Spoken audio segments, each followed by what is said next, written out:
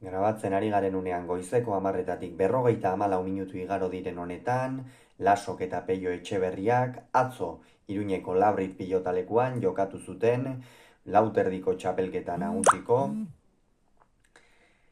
B multzoko bigarren jardunaldiko lehen norgehiagokaren analisia egingo dugu.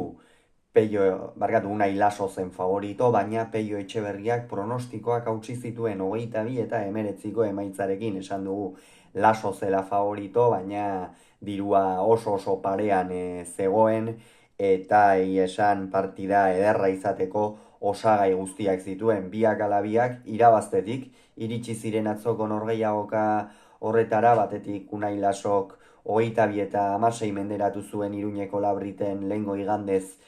Jon Ander Peña, Peio Etxeberriak berriz Azkoitian ostiralean irabazi egin zion Elordiri 22 eta 10ko emaitzarekin, eta honen bestez gaurkoa bientzat funtsezko partida zen, batez ere finalerdietarako urrats hori ahalik eta azkarren emateko.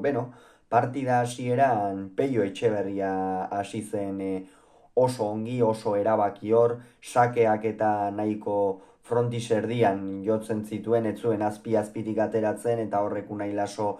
oso ateratzera eramaten zuen, eta horrek min handia egin zion. Gero urrengo pilotakaetan gainera Peio oso fresko ikusi genuen, bizi lehengoan ere Elordiren aurka hasiera hartan ez, batez ere Aitor Elordi dena asmatu zuelako, 5 eta huts aurreratu zen horretan, saketikan hasita eta errematean ere asko asmatu zuen maiabiarrak, baina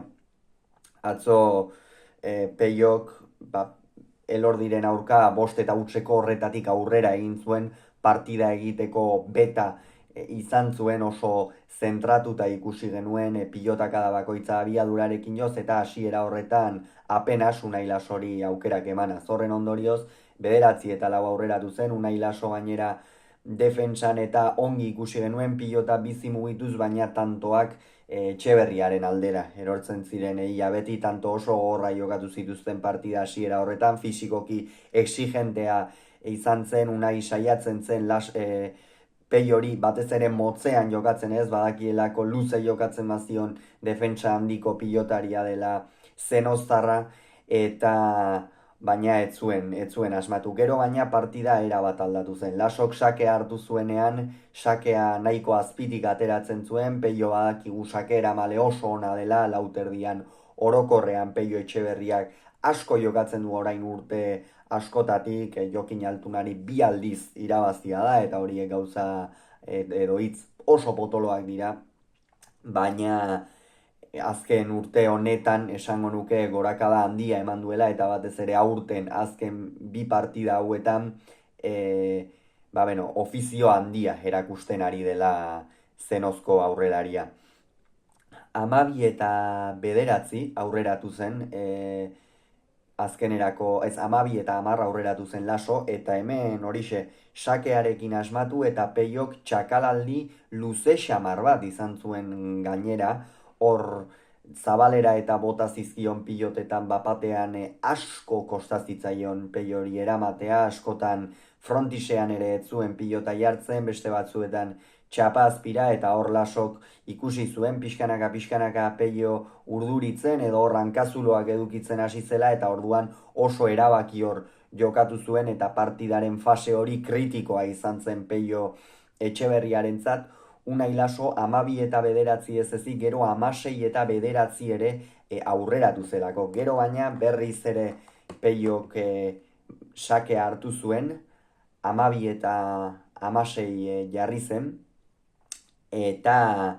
18rako tanto guztiak 12 eta 16ko horren ostean zuzenean egin zituen. Hemen jada sakearekin gero bigarren pilotakadan asko asmatu zuen, sakearekin min handia egin zuten biek ala biek, hau da,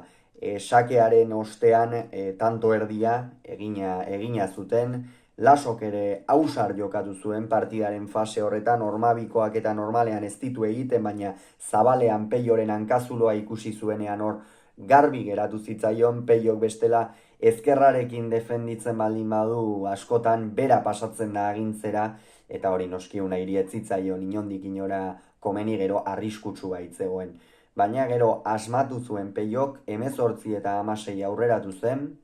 gero berriz ere 19 jarri ziren, hor da partida oso zirraragarri zijoa, baina bientza tensio handikoa, eta azkenerako Peiok pare bat pilota luze jo zituen, Lasok eraman gabe utzi zituenak, eta horren ondorioz garaipen garrantzitsua eskuratu zuen Etxeberriak, eta honen bestez bitik bi irabazita hankaterdi finalerdietan duela, barkatu ez, jada finalerdietan dela, esan behar da, eta Peñak Elordiren aurka galdu zuenez, eta Lasok galdu egin zuenez, eta Peña lehengoan Lasoren aurka galdu,